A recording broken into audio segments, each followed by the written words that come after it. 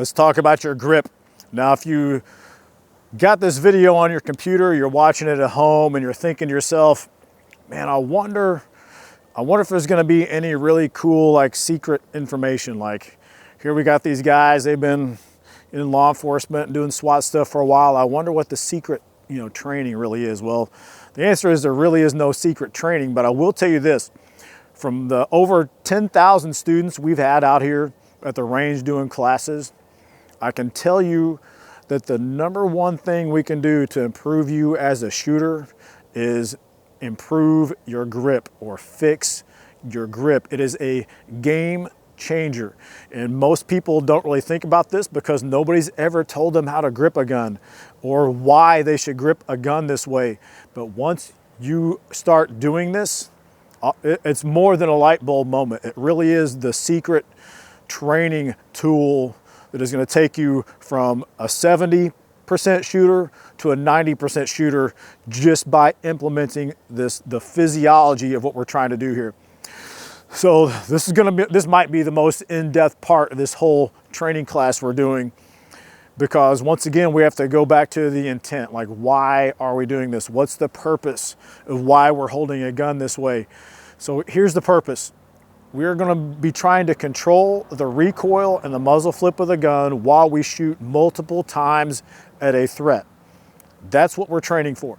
If you were training to be an Olympic handgun shooter, this is not for you. If you're training to be an NRA bullseye shooter, this is not it. This is different. All right, this is self-defense shooting mechanics. And that's the intent behind what we're doing. So please understand that. So we're gonna try to control this gun as we're shooting very quickly. We're gonna shoot as quickly as we can and still be accurate. So as you can imagine in your mind, as you picture what that looks like, it's gonna be pretty violent. You know already from probably shooting a handgun just one time that there's gonna be a decent amount of recoil. So recoil, if we can go just through some words here and what they mean to me. Recoil is the rearward motion of the gun, the rearward impulse of energy that goes into your hand. Muzzle flip is the rotation of the gun, where the sights come up out of your vision as the slide cycles, ejects a spent casing, loads a new round, and then comes back down. This is what we call muzzle flip. And this is where it causes a lot of problems for people. Number one, when we start to see a lot of this wobble and muzzle flip, sometimes the gun just isn't even operating correctly. In order for this slide to reciprocate properly, it's got to go all the way to the rear very quickly. If we have a squishy foundation on the rear of the gun, the slide is not going to do that. Whenever you have a loose, weak grip on the gun, it's almost like you've put your gun on roller skates. Imagine if this gun was tied to a set of roller skates and it went off, the gun would slide to the rear, and the slide would also, it would try to go back, but since the whole gun is moving, the slide has nothing to push off on. It's like pushing off on ice. So the slide does not go back all the way. It short strokes, it doesn't eject that spent casing, or we'll get a stovepipe, we'll get some type of extraction malfunction with the gun. Happens all the time because we don't have a good foundation behind the gun or on the grip. So this is critical. So we want the gun to function. Number one, we also want to reduce muzzle flip so that your sights just stay on target. Whenever you fire the gun and this happens, you can't see your sights, but the clock is ticking and you're probably wanting to shoot again.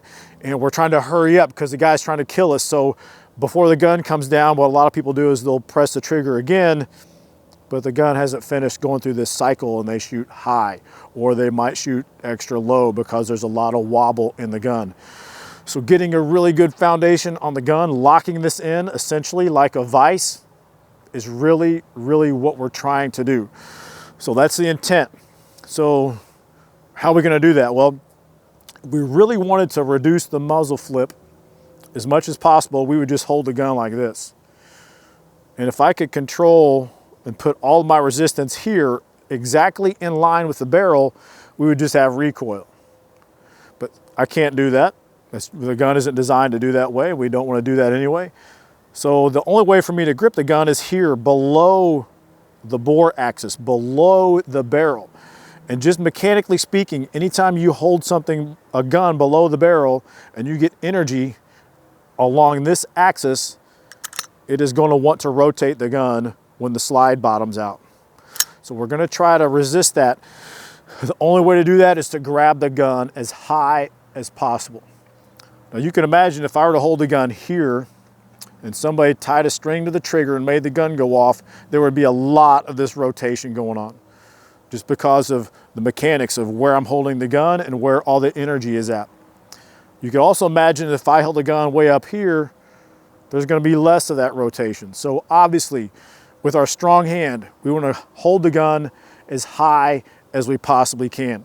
So we've got this curve in the rear of the back strap of the grip. Some people call this a tang or a beaver tail, call it whatever you want. But the web of my hand needs to get all the way to the top and fill that space where that beaver tail is at. We'll see some people that just grab the gun here and there's a big amount of space, which means you're holding the gun lower than necessary. There's still room for improvement here, so we want our strong hand all the way up as high as possible. And when you go to grip this gun, you're going to try to do it from the holster, wherever that holster is, inside the waistband, outside. I want that good one-handed grip established as soon as I grab that gun. And it could be grabbing the gun off a table, for crying out loud. It doesn't matter. Anytime you pick up your handgun, it should be a strong one-handed grip. We see a lot of people that, because of strength issues or other issues, they do a lot of switching hands. They grab a magazine. They might be right-handed, but now they're going to load the gun, put the magazine in with the right hand, then switch the gun back and forth. We do not want you switching the gun in your hands back and forth. We want you to do all of your weapon manipulation with the gun in your strong hand and let your other strong hand, I like that phrase. You hear some people say weak hand or offhand. I just like other strong hand. Let your other strong hand do all of your gear manipulation, racking the slide, hitting the slide stop lever, whatever you need to do this without switching hands. All right, so we've got our strong hand on the gun, finger indexed outside the trigger guard. This is how all of your one-handed weapon handling should look like. When you grab the gun out of a holster, off the table, this position with your finger indexed is what we call it. This is it. You'll also notice that my thumb position looks like this. As soon as the gun comes out of the holster for me, my thumb is up in this hitchhiking position. And this is something you're just going to have to practice. And I'll explain why I'm doing this here in a second. What we usually see for newer shooters is a grip that looks like this, with the thumb down going across the grip. And the reason this happens is because this is just how you grip stuff. This is how you make a fist. This is how you grab a baseball bat or a club. Anything you were going to grab onto as hard as you could, your thumb ends up in this position. So then you come out to the range and you're like, hey, I want to shoot a gun and this thing's going to be loud and it's going to make a lot of movement. I need to grip this really hard. What do? Well, you will grip it just like you grip other stuff hard. The problem is, whenever you go to put your other strong hand on the gun, now this is in the way. It's sticking out from the side of the gun, and you know your hand isn't going to fit here good. So you're like, well, I don't really know where to go. And so your hand ends up in some weird place way down here towards the lower half of the grip. And this is going to cause all kinds of issues. Number one, it's just weird. Number two, it's not comfortable. And number three, it's not an effective place for you to put your hand, because just like we need to have our strong hand as high as possible on the gun, you also need to have your other strong hand as high as possible on the frame. This stuff down here is a no-go. I need to control the mechanical energy of this gun, so I need to be gripping way up here as high as possible. So to accomplish that, my strong thumb is out of the way. And now this real estate here is open for my other strong hand to get into. So the heel of my other hand is going to fit right here on the grip. So I'll demonstrate as I slowly come out of the holster. My strong thumb is out of the way. The heel of my other hand is going to come and match right up into this space to where now my other hand is as high as possible on the frame of the gun. My strong thumb is just piggybacking along for the ride. So this is what your grip looks like. So I want you to pay attention and just see the placement. I'm a visual learner. Usually if I just watch somebody do something, I can repeat it. So this is where your hands go, but this is only half of the story. We see a lot of students that get their hands in the right place, then they go to shoot and it looks like this. Literally, your other hand is not doing anything. It's in the right place on the gun, but it's not active. It's not helping. It's not contributing to control the recoil and muzzle flip of the gun. So let me back up here a little bit. So now you know where the placement of your hands are going to go, but let me now add a little more foundation to what's going on here. As far as grip, a lot of people will say, well, how hard do I grip the gun? Is it like, I used to see this a lot. Push with your strong hand and pull with your other hand. And you have these opposing forces on your grip that add tension and helps the gun not move. Or some people would say grip, you know, a certain percentage with your strong hand and a certain percentage with your other hand, and somehow you work it together. But none of us are going to try to work out a math problem of like 70% strong, 30% other hand, pressure. Like nobody's going to work through that process. You want something that just, you naturally know how hard you're supposed to squeeze the gun. So I'll start off generally by saying this. You're going to grip the gun pretty hard. I think that's just an easier way to say it. You're not going to squeeze the paint off of the gun. We don't want to be white-knuckled shaking with the gun in our hands, but we are going to need a lot of pressure. As a beginner or newer shooter, I need you to start off slow like this, because there is a lot of nuance. If you get hooked on watching, you know, like Rob Latham or Ben Stoker or a lot of these, you know, Todd Jarrett, these competition guys, they're gonna have you working some wild, weird stuff with your hands, like relaxing these three fingers, the three amigos, and so you can independently move your trigger finger, and which is all pretty good advice, but it's pretty complicated. It's a lot to think about, and it's a lot to practice. It's very advanced. Once you start getting into complicated stuff with your grip, it kind of turns people's brain into mush. So we're going to start off. We're starting here simple. All right. So you're going to grip the gun pretty hard. Here in a minute, we're going to talk about wrist tension and how to develop that. And that's probably the last little secret to this whole grip situation, is adding tension in your wrists so the gun does not muzzle flip. And it really doesn't matter what you do with your grip, with your fingers, how hard you press with your pinky, you know, whatever. And I want you to understand that this muzzle flip, it doesn't happen in your hand. Your arm and your hand don't stay still and the gun somehow comes out of your hand and muzzle flips. The gun muzzle flips because the pivot point is right here in your wrist. Your wrist is like a universal joint. It can pivot in all these different directions. And so whenever you get muzzle flip, it's happening because this pivot point right here is not locked in.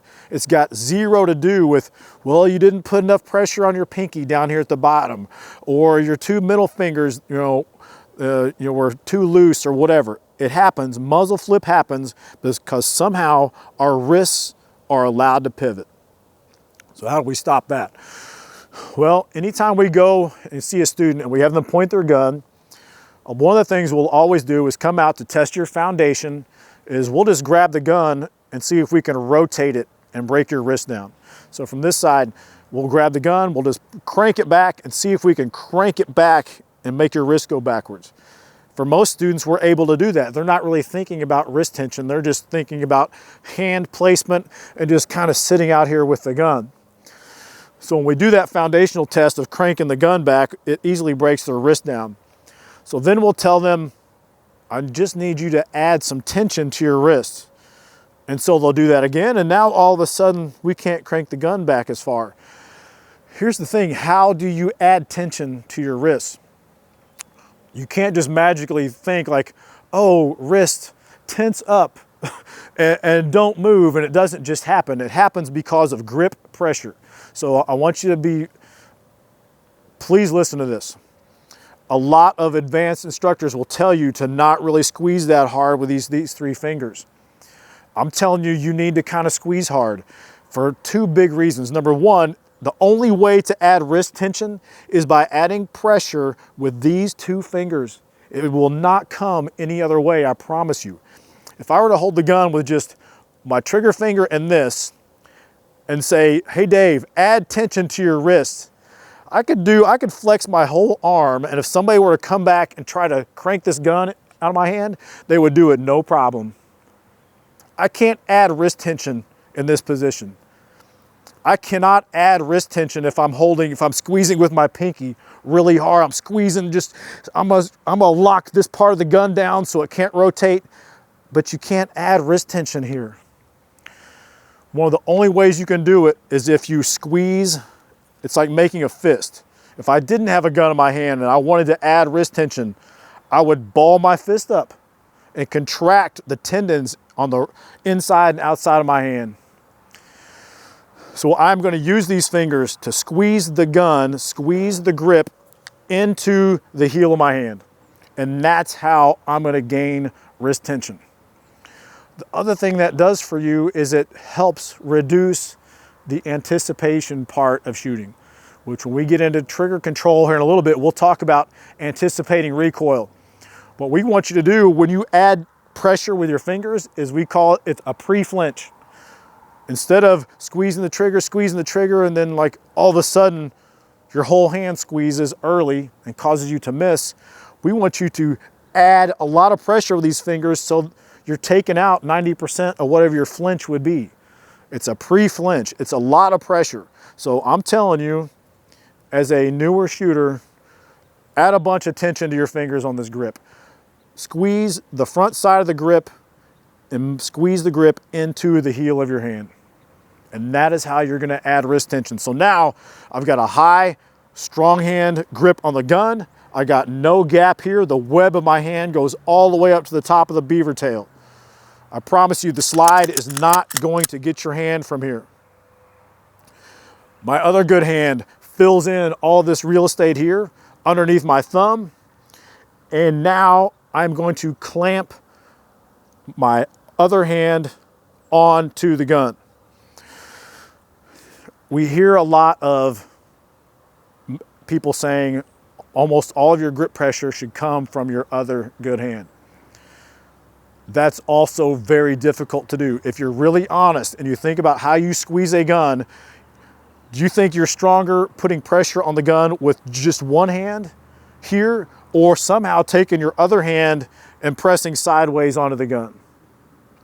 I'm telling you right now, you can think in your mind about crushing the gun with your other hand, but you're never gonna add as much pressure as I can add with this. You're just not. But you are gonna try and add as much pressure as you can. So where does that come from? Do you just try to press sideways into the gun with your heel as much as possible? That helps.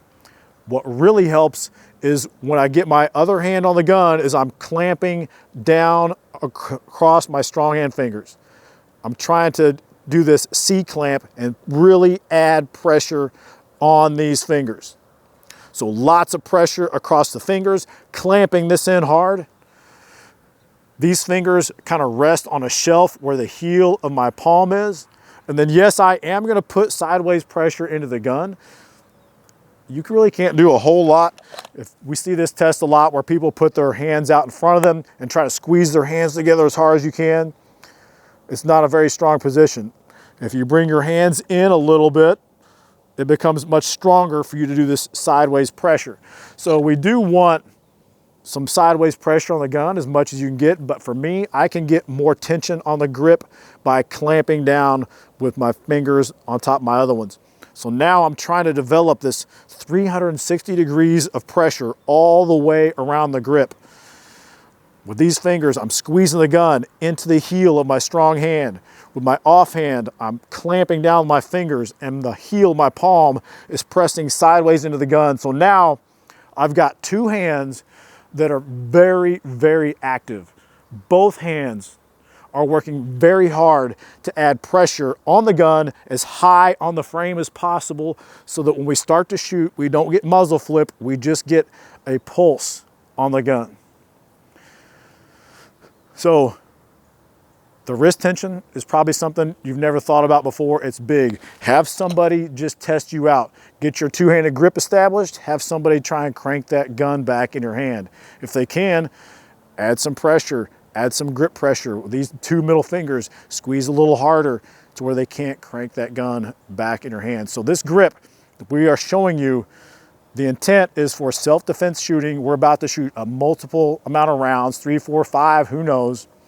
And we need to control the gun, control the muzzle flip so that our sights stay on target and we can continue to shoot multiple times until the threat is over.